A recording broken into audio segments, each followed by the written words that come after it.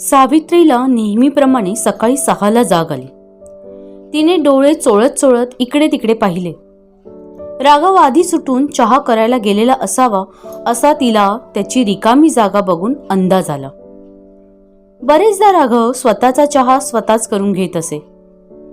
आपण कुणावर शक्यतो अवलंबून राहू नये असा त्याचा लाडका सिद्धांत होता. पण त्यामुळे अलीकडे सावित्री त्याच्यावर, त्याच्या दाट इराण्यासारख्या मस्त चहावर अवलंबून राहू लागली. दूध तापवून झाल्यावर ती राघवला म्हणायची, तुम्हीच करा ना आजचा दिवस चहा. आजचा दिवस? अगं रोज तर मीच करतो चहा. तसा आजही करा ना प्लीज. सावित्रीने आर्जवाने म्हणायची आणि राघव स्वभावाने सालस होता. त्याला हेही पटायचे की सावित्रीपेक्षा आपला चहा चांगला होतो. मग तो चहा बनवायचा. बिस्किटांची बशीही जोडीला असायचीच. सावित्रीने तोंड धुवून स्वयंपाकघरात डोकावले. पण स्वयंपाकघरात सामसूम होती. तिने बाथरूममध्ये पाहिले. बाहेरून कडी असतानाही ती उघडून तिने आत कानोसा घेतला. आपल्या स्कृतीचे तिला हसू आले. मग ती दिवाणखान्यात आली. सकाळी टीव्ही समोर बसून भक्तिगीते पाहत ऐकणे राघवला फार आवडायचे. हातात रिमोट घेऊन चॅनेल्स बदलत राहणे हा राघवचा छंदच होता. फक्त भक्तिगीतांचा चॅनल आला की राघव रिमोट बाजूला ठेवायचा. सावित्री दिवाणखान्यात येऊन आता विचारात पडली. घरात कुठेही राघव नाहीये. मुलांच्या खोलीत तर नसणारच, तरी बघूया म्हणाला तरी समाधान. ती पटकन उठली. तिने मुलांची बेडरूम उघडली. बेबी आणि बाळ साखर झोपेत होते. आज दोघांनाही कॉलेजची सुट्टी होती. तिने वाकून पलंगाखाली देखील पाहिले. आपल्याच बालिश वागण्याचे तिला आश्चर्य वाटले. राघव चांगला 5 फूट 10 इंच उंचीचा, सुदृढ प्रकृतीचा, 50शी उलटलेला गृहस्थ. तो असा उगीचच पलंगाखाली लपणार? सावित्री आता घाबरली. तोवर 6:45 वाजायला आले होते. राघव आजपर्यंत तिला न सांगता, तिचा निरोप न घेता कुठेच गेला नव्हता. नव्हे, तशी त्याची रीतच नव्हती. उलट, मी आता बाथरूमला जातो ग, मी आता मुलांच्या खोलीत जातो ग, असे मस्करीत देखील सांगून जायचा. सावित्रीच म्हणायची, जपून जा बरं, आपला महाल आहे ना, या टोकापासून त्या टोकापर्यंत. त्यावर हसून राघव म्हणायचा, जे घर आपलं आहे तो आपला महालच. असा अल्पसंतुष्ट. पण आता याला शोधायचा कुठे? बरे, हा एकटा कुठेच कधी गेला नाही, जात नाही. शिवाय भल्या पहाटे हा जाणार कुठे? मॉर्निंग वॉक तर त्याला जराही आवडत नाही. अरे देवा, कुठे शोधावे बरे आता या माणसाला? जसजसा वेळ जाऊ लागला तसतसा सावित्रीचा धीर खचू लागला. आपला नवरा रात्री झोपताना व्यवस्थितपणे आपल्या शेजारी गाढ झोपी गेलेला आपण पाहिला. थोडा वेळ पुस्तक वाचत आपण जागलो. दिवा काढताना पाहिले तर तो चक्क घोरत होता. नेहमीप्रमाणे त्याचं तोंड उघडं पडलं होतं. हे सगळं तिला पुन्हा पुन्हा आठवलं की गौतम बुद्धासारखा हा रात्री हळूच उठून घर सोडून गेला. सगळा संसार झाल्यावर म्हणा किंवा पाऊण संसार होता होता याच्या डोक्यात कसला किडा वळवळला. काल रात्री तर हा किती मूडमध्ये येऊन गप्पा मारत होता. खरं तर हा मितभाषी, जास्त बोलणं त्याच्या स्वभावात नाही. पण बाळाने त्याला त्याच्या आवडीच्या विषयातली शंका विचारली. पोपटासारखा बोलायला लागला. कुठल्या कंपनीचे शेअर्स विकत घेतले पाहिजेत, कुठे इंटरेस्टचा दर जास्त आहे, कुठल्या मॅनेजिंग डायरेक्टरला वर्षाला किती लाख पगार आहे, किती इन्कम टॅक्स भरावा लागतो. एवढेच नव्हे तर शेवटी काजोलचं लग्न अजय देवगणशीच नक्की ठरले हे आपल्या नवऱ्याने बाळाला शपथेवर सांगितले. सचिन तेंडुलकरच्या पराक्रमाबद्दल प्रत्येक मराठी आणि इंग्रजी पेपराने काय काय छापले हे देखील त्यावेळी बापले किती आस्थेने आणि तल्लीनतेने बोलत होते. शेन वॉर्न सचिन तेंडुलकरचा डायना मेमोरियल मॅचमधला स्कोअर कसा विचारत होता. सचिनने एकामागून एक फास्ट बॉलर्स कसे धुपटून काढले याबद्दल तो किती प्रेमाने बोलत होते. बेबीने मध्येच बाबा ही इलेव्हेशन ट्रीटमेंट कशी आहे असे विचारले. तेव्हा तिच्याकडे दुर्लक्ष करून बाबा सचिन आणि फक्त सचिनवरच बोलत राहिले. आपण कुंडीत लावलेल्या गुलाबाला पहिली कळी आली. ती त्याला दाखवताच तो किती खुलला होता. आता आपलं लग्न जुनं होऊन मुरलं आहे. गुलाब हे फूल जगावेगळं नाही आहे. घरात पडलेल्या कुंडीत वॉचमॅनला माती भरायला सांगून आपण सोसायटीच्याच गुलाबाच्या रोपट्यातनं एक रोपटं कुंडीत लावलं. निसर्ग नियमाप्रमाणे त्याला फूल आलं, पण त्याचा स्वभाव मुळातच चांगला. भाजीत मीठ जास्त झालं तरी खाणार चवीनं, म्हणणार कष्ट घेऊन स्वयंपाक करणाऱ्या अन्नपूर्णेला का दुखवा. इतके असूनही कधी कधी वादविवाद चर्चा व्हायचीच. ते साहजिकच आहे म्हणा. दोन भिन्न प्रवृत्तीची माणसं सतत एकत्र राहू लागली की मतभेद होणारच. पण हा सदा तह करायला तयार. असा हा आपला नवरा एकाएकी परागंदा होतो, याचा काय अर्थ लावायचा. आई, काल बाबांना राजे काकांचा फोन आला होता ग. लवकरच करायला सांगितलंय सकाळी. बाळ झोपेतनं येऊन म्हणाला आणि पुन्हा झोपायला खोलीकडे गेला. बाळ, पण तुझे बाबा घरात नाहीयेत. बाळने डोळे चोळले. दोन्ही हातांनी केस विस्कटले. एकदम ओरडला, बाबा नाहीयेत? कुठे आहेत मग? अरे रात्री कुठे गेले काय माहिती. आई, बाबा घरात नाहीयेत. म्हणजे? तो खडबडून जागा झाला.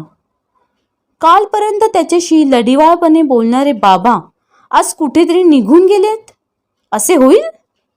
बाबांचा काळजाचा तुकडा म्हणून मुलाला मायेने मिठी घालणारे बाबा त्याला समाजाच्या घाणेरड्या गटारात लोटून देतील त्याची खिल्ली उडवायला? समाज पुरुष आता त्याच्या हजारो लाखो जीवांनी काही बाही बोलत सुटणार. तुझ्या बाबांनी कुठेतरी पैसे खाल्ले असतील का रे? की कुणा पोरीशी काही लफडं? शिशी, असले विचार तरी आपल्या मनात काय येत आहेत? आपण असले विचार करत नसलो तरी लोक करणारच. माणसं आजपर्यंत आपल्या बाबांचं निर्मल आयुष्य विसरणार. काहीतरी कमतरता, काळा डाग उगाळायला मिळाला की माणसांची एक विकृत आनंदाची मानसिकता भागवली जाते. मग मनात येईल ते बडबड सुटतात सगळी. उद्या कॉलेजात गेल्यावर पहिला प्रश्न विचारणार मित्र, अरे तुझे बाबा म्हणे नाहीसे झाले? आईशी भांडण होतं की कुठं काय? ज्या बाबांचं मी आजपर्यंत नाव लावत आलो त्या बाबांबद्दल असं ऐकून घ्यायचं. पण खरंच बाबा गेले तरी कुठे आणि का? आता आई बाबांचं अधूनमधून भिनसतं, रुसवा फुगवा होतो.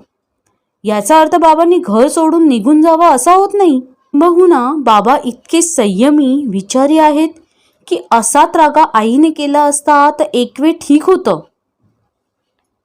दचकून बाळाने आईकडे पाहिलं. तिच्या नेहमीचा आत्मविश्वास वाटणाऱ्या चेहऱ्यावर आज एक अनाथपणाचा, निराश्रितपणाचा भाव होता. तिची ती केविलवाणी अवस्था बघून त्याच्या पोटात भडभडून आलं.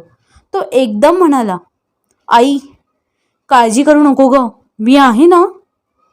त्याने तिचा हात धरला. सावित्रीच्या पोटात तुटलं. कालपर्यंत लहान वाटणारा बाळ आता एकदम कर्ता पुरुष होऊन बोलायला लागला. त्याच्या चेहऱ्यावरचे कोवळेपण तिचे काळीत चिरत गेले. वडिलांचं छत्र उडाल्यासारखं झालं तर ही अवस्था. उद्या आपला नवरा परत आलाच नाही तर या मुलाच्या मनावर किती ओरखडे उठतील. काय वाटेल याला? मनाच्या एका कप्प्यात तो सतत विचार करत राहणार, माझे बाबा कुठे गेले? का गेले? आईला सुद्धा न सांगता ते कसे गेले? आयुष्याच्या सुखाच्या अंगणात या एकाच घटनेचं दुःख सतत सलत राहणार. या पोराला आता धीर कसा द्यायचा, कसं सावरायचं? सावित्रीला हुंदका आवरेना. ती मुलाच्या कुशीत शिरून रडायला लागली. तिच्या आवाजाने मुलगी जागी झाली. सुखासीन आयुष्याची रेशमी सुंदर झाक तिच्या सर्वांगावर तरळत होती. ती बाहेर आली. आईचं ते कळाहीन रूप पाहून ती सरकली. आई ग, काय काय झालंय? तिने कळवळून विचारलं. ताई, बाबा नाहीसे झालेत, कुठेतरी गेलेत, बाळ आता ठामपणे बोलत होता. बेबीच्या पायाखालची जमीन सरकली. आपल्या मनातले गुपित ज्याच्याकडे बिनधास्तपणे सांगावे असा आपल्या मित्रासारखा असलेला बाबा निघून गेला. आपल्या प्रेमाचे पाश त्याला थांबवू शकत नाहीये. उद्या आपल्या लग्नाच्या वेळी लोक म्हणणारच, बापाचे काय माहीत नाही, कुठे गेला कोणास ठाऊक.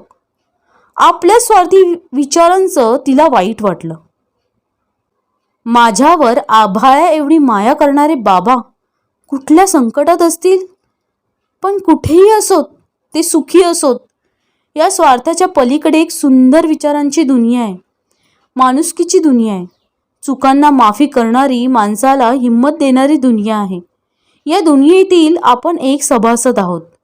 बाबा, तुमच्या हातून काही घोर अपराध घडला असो, पण तरीही तुम्ही आमचे आहात. आमच्या मनात तुमची निर्मळ निरागस प्रतिमाच अखेरपर्यंत राहणार. बाळ बाळ त्यांचा शोध घेतला का? तिने आता विचार करत म्हटले. नको नको, लोक आपली मजा बघतील. बेबी हा पराभव आहे ग माझा, माझ्या प्रेमाचा. कसा सहन करू मी? सगळे एवढेसे कुसळ काढायलाही मिळत नव्हते, ते आता हल्ला करतील रे माझ्यावर. सावित्री आता हताश होऊन बोलत होती. किती मन लावून संसार केला आपण, तरीही नवऱ्याला काय कमी पडलं? काय आलं त्याच्या मनात? घर सोडताना आपली पत्नी, आपली मुलं यांना कुठल्या धर्मसंकटात तोंड द्यावं लागेल याचा विचार त्याच्या मनात कसा आला नाही? आपलं साधं नख तुटलं तर कासावीस होणारा आपला नवरा आपल्याला लोकांच्या भडीमाराला तोंड देण्यासाठी एकटीला टाकून निघून जातो. याला संसार म्हणतात का? असंच असतं का जीवाभावाचं नातं? सावित्री बेबीला विचारत होती. सावित्रीला पलंगावर बळेबळेच निजून बेबीने दूध तापवले, चहा केला, यांत्रिकपणे पेपर डोळ्यासमोर धरला. पेपरातले हरवले आहेत, बेपत्ता असतीलच प्रकरणे तिच्या डोळ्यापुढे आली. तिने पेपर फेकून दिला. इतक्या शेजारचे काका गच्चीची चावी मागायला आले. काय बाबा कुठे? त्यांनी विचारले. ते तर खरं सहजच बोलले होते, परंतु बेबीला तो प्रश्न ऐकून दचकायला झालं. आपलं मन किती वाईट असतं असं तिला वाटलं. आंघोळ करतायत. आपण किती बेमालूमपणे खोटं बोलू शकतो याचे तिला आश्चर्य वाटले. खरं तर का खोटं बोललो आपण? सरळ सांगायला हवं होतं की बाबा बेपत्ता झाले आहेत. त्यामुळे काय होणार होतं? आई पुन्हा रडत ओरडत उठेल. कळणारच हे कधीतरी लोकांना, लपून थोडंच राहणार आहे. पण लोकांना कळेपर्यंतचा जो काळ आहे तो फार तापदायक आहे. एकदा का लोकांना ही बातमी कळली की आपण मोकळेपणे वावरायला मुक्त होतो. लोकांना ही बातमी कळेपर्यंत एक दडपण असतं मनावर. का ठेवतो हे ओझं आपण आपल्या विचारांवर? आपल्या आयुष्यात काय घडावे, काय घडू नये याचे स्वामित्व आपल्या हातात थोडेच असते. तरीही दोष आपल्याच गळ्यात येतो. बाळ, चहा निवतो आहे. सोफ्यावर निश्चलपणे बसलेल्या भावाला बेबीने आर्जवाने म्हटले. ताई, बाबा बाबा खरंच गेले का ग आपल्याला सोडून? आपलं काही चुकलं का ग? ताई, त्यांनी आपल्या जीवाचं काही बरं? बाळाच्या घशात हुंदका दाटून आला. बेबीने त्याच्या पाठीवर हात ठेवला.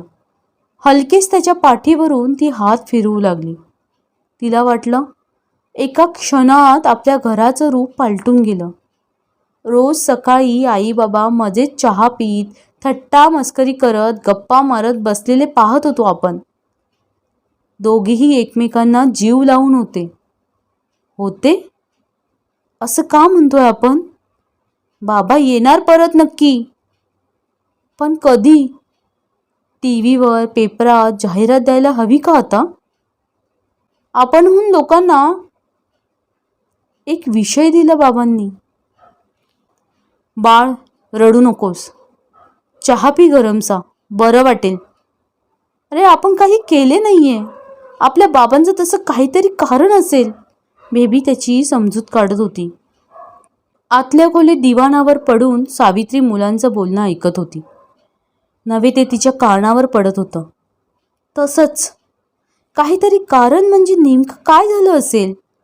राघवच्या जीवनातल्या सर्वच्या सर्वच गोष्टी आपल्याला माहिती आहेत की हा आपला भ्रम आहे. गेली 20-22 वर्ष आपण एकत्र संसार केला, सहजीवन भोगलं, सुखदुःख झेलली, पण त्याच्या मनात एक कप्पा त्याने आपल्यासाठी बंदच ठेवला. तर काय घडलं असेल काल रात्री? आपल्याला न सांगता सवरता घराबाहेर पडावं असं कोणतं कारण असेल?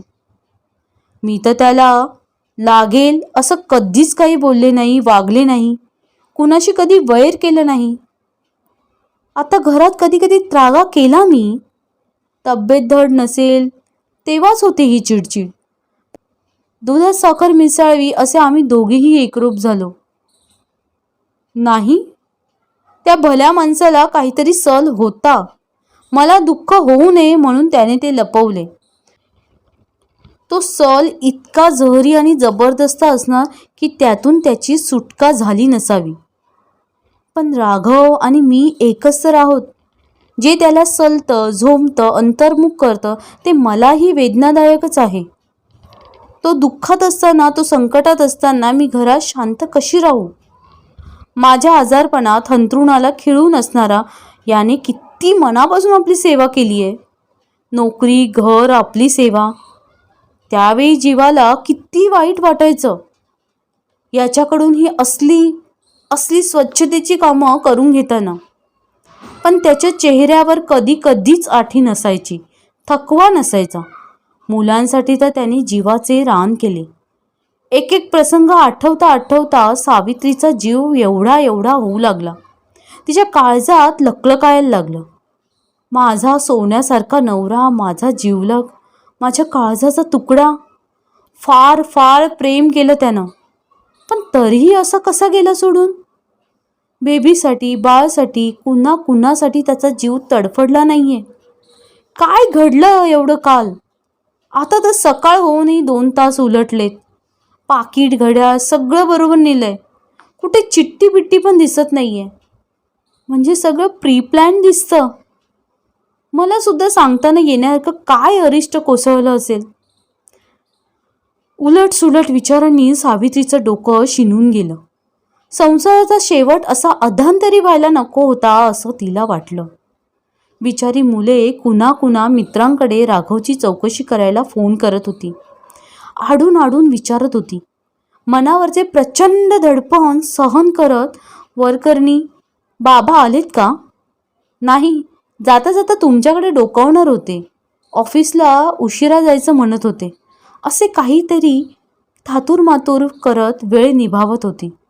काल रात्री झोपताना आपल्याला एवढीशी तरी कल्पना होती की आपला लाडका नवरा घर सोडून जाणार आहे रातोरात. किती निवांत झोपलो होतो आपण. या पुढच्या रात्री म्हणजे अंधार कोठडीची शिक्षा आहे. कसं जगणार आपण? ही घुसमट, हा अस्वस्थपणा, ही घालमेल. धड जगताही येत नाही नि मरताही येत नाहीये. मरायचं? मुलांना कोण मग? ते मरण तरी हातात थोडंच आहे. समाजाला घाबरत नाही आपण, पण आपल्या मनाला कसं समजवायचं? सावित्रीची नुसती तडफड चालली होती. बाहेर मुलांचं बोलणं चाललं होतं. ताई, वॉचमनला विचारूया. वॉचमनला? अरे रात्री तो ऑफिसमध्ये पिऊन तर असतो, बेबी वैतागून म्हणाली. आईला विचार. रात्री तिचं आणि बाबांचं काही बोलणं, वादावादी. नको बाळ, तिच्यावर विश्वास आहे ना आपला. मग? बेबी किती पोक्तपणे बोलत होती. मुलांचा समजूतदारपणा पाहून सावित्रीचा ऊर भरून आला आणि त्यावेळी तिला समजूतदारपणाचं दुःखही जाणवलं. तसा बाबांवरही विश्वास होता ना? म्हणजे आहे, बाळ चचरत बोलला. हा विश्वास आपला आधार आहे. येतील बाबा, परत येतील. बेबी दिलासा देत होती. सावित्रीच्या डोळ्यातनं अश्रू वाहू लागले. खोटा दिलासा आहे हा बेबी, असं तिला ओरडून सांगावंसं वाटलं. अगं, तुझे बाबा फार फार चांगले आहेत गं.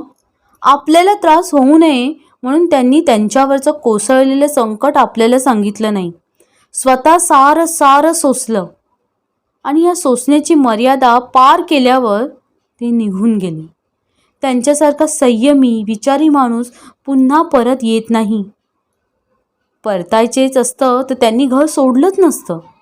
मनातल्या मनात सावित्री आक्रोश करत होती. नवऱ्याच्या घर सोडून जाण्याच्या धक्क्यामुळे ती कोलमडली होती.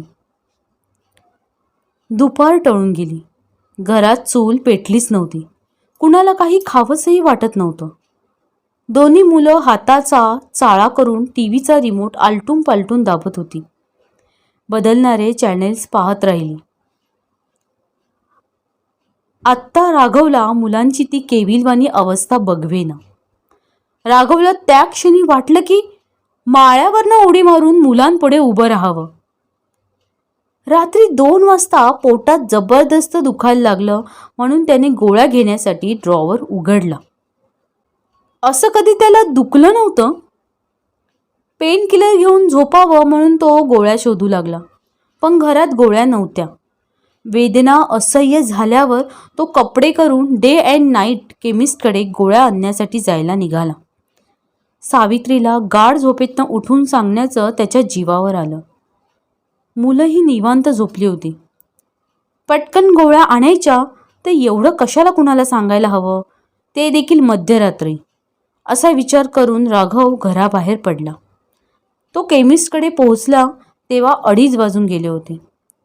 त्यानं पोटदुखीवर कुठल्या गोळ्या घेऊ असं केमिस्टला विचारलं. त्याच्या चेहऱ्यावरच्या वेदना पाहून केमिस्टनं दुकानातूनच त्याला गोळी आणि पाणी दिलं. गोळी घेतल्यावर राघवने पैसे दिले. काय साहेब, बरं वाटतंय ना? नाहीतर बसा जरा.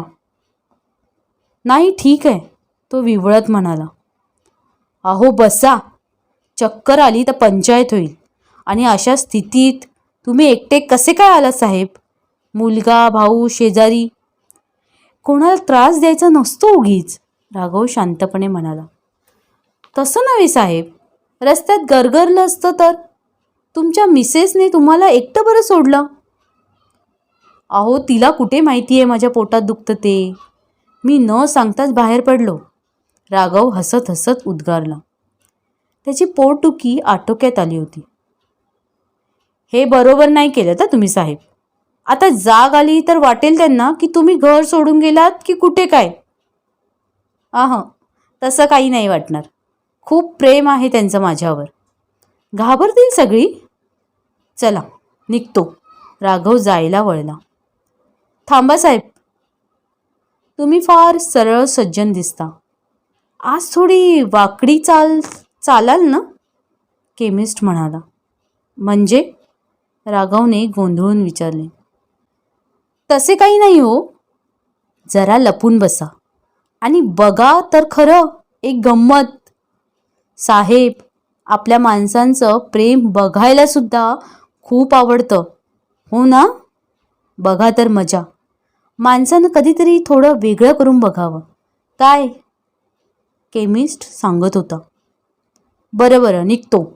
आता हे गोळ्यांचं पाकिट जवळ ठेवलं पाहिजे, असं म्हणत राघव दुकानाबाहेर पडला. राघव घरी आला तेव्हा सरळ पलंगावर झोपणारच होता, पण केमिस्टचं बोलणं आठवून त्याला वाटलं, बघू आता तरी लपून. आपण हरवलो तर मुलं सावित्री काय बोलतात, कसे वागतात ते पाहू. थोडं थ्रिल. नाहीतरी सावित्री मुलं म्हणतातच की आपण फार सरळ आहोत. ठरलं तर आज थोडी वाकडी चाल चालूया. राघव मग उठला आणि सरळ माळ्यावर जाऊन लपून बसला. सावित्रीने माळा चांगला स्वच्छ ठेवला होता, परंतु सामानाची बरीच अडगळ मात्र होती. पण त्यामुळे राघवला लपून बसायला सोयीस्कर वाटलं. आपल्या लाडक्या मुलांची ती दयनीय स्थिती आता त्याच्याने बघवेना. झाली एवढी गंमत खूप झाली असं त्याला वाटू लागलं. बायकोचा, मुलांचा तो रडण्याचा आवाज, त्यांचे केविलवाणे चेहरे पाहून त्याला आता स्वतःचीच लाज वाटू लागली. माझी सावित्री, माझी बेबी, माझा बाळ कसे आहेत हे मला माहीत असताना उगाचच ते काय करतात, ते कसे वागतात हे बघण्यासाठी आपण लपून का राहिलो? असं वागणं आपल्या स्वभावात नाही, तरीही वागलो आपण. तो केमिस्ट एक मूर्ख नि मी 7 मूर्ख. त्याला स्वतःची दया आली, राग आला, शरम वाटली आणि आपल्या त्रासदायक वागणुकीची आपल्याला शरम वाटू शकते याबद्दल त्याला समाधान वाटले. नाहीतर कितीतरी माणसे स्वार्थीपणे वागतात, दुष्टाव्याने वागतात, कृतज्ञतेने वागतात आणि मजा म्हणजे त्याबद्दल त्यांना कधीही लाज वाटत नाही. माणसातील माणूसपण, दिव्यत्वाचा अंश कसा जाणवत असेल तर या शरम वाटण्यामुळे, आपल्या नीच हीन वागणुकीची स्वतःच्या मनाला कबुली देण्यामुळे. राघव माळ्यावरनं खाली उतरून मुलांपुढे येऊन उभा राहिला. त्याला पाहताच एक क्षण मुलांच्या तोंडून शब्द फुटेना. राघवने दोन्ही हातांनी दोघा पाडसांना जवळ घेतले. मुलांच्या उबदार स्पर्शाने त्याला सुरक्षित वाटले. बाबा, बाबा, मुलं पुटपुटत होती. सांगतो, सगळं सांगतो. थोडी गंमत केली मी. चला आधी तुमच्या आईला भेटून येऊया. राघव सावित्री झोपली होती त्या दिवाणाजवळ आला. ती शांतपणे पहुडली होती. बेबी आणि बाळ आनंदाने ओरडणार होते. राघवने त्यांना खुणेने गप्प केलं. सावित्रीच्या गोऱ्यापण कपाळावर हात ठेवत राघव हलकेच तिच्या कानाशी वाकून म्हणाला, साऊ, मी आलो. हरवलोच नव्हतो ग. तुला सांगतो, पोट दुखायला लागलं. तो बोलत होता. कधी नव्हे तो पोटभर बोलत होता. आज मी इतकं बोलतो याचं नवल वाटत असेल ना तुला साऊ? पण थोडा तिरका चाललो, नुसती गंमत म्हणून ग. तो आपल्याच तंद्रीत बोलत होता. आई, बघ बाबा आले. दोन्ही मुलांनी एकच गिलका केला. ए आई, उठ ना, बाबा आले. साऊ, उठ. साऊ, बाबा, बाबा, आई, आई हरवली हो. बेबीने हंबरडा फोडला. आई हरवली आमची. तुम्ही नाही हरवलात बाबा, आई हरवली. ही गंमत नाहीये बाबा, खरंच बघा. सावित्रीचा थंडगार हात राघवच्या हातात देत बेबी किंचाळली. श्रोते हो, कशी वाटली आजची कथा? मनाला चटका लावून गेली ना? लेखिका प्रियवंदा करंडे यांनी या कथेतनं एक खूप महत्त्वाचा संदेश दिलाय की आयुष्यात कितीही सुखी काळ असला तरी विश्वासाशी खेळणारी मस्करी कधीही महाग पडू शकते. या कथेबद्दलच्या तुमच्या प्रतिक्रिया कमेंटमध्ये नक्की सांगा. अशाच कथा ऐकण्यासाठी आपल्या चॅनेलला सबस्क्राईब करा. सोबतच शेअर आणि लाईकसुद्धा करा. लवकरच भेटूया एका नवीन कथेसह. तोपर्यंत धन्यवाद.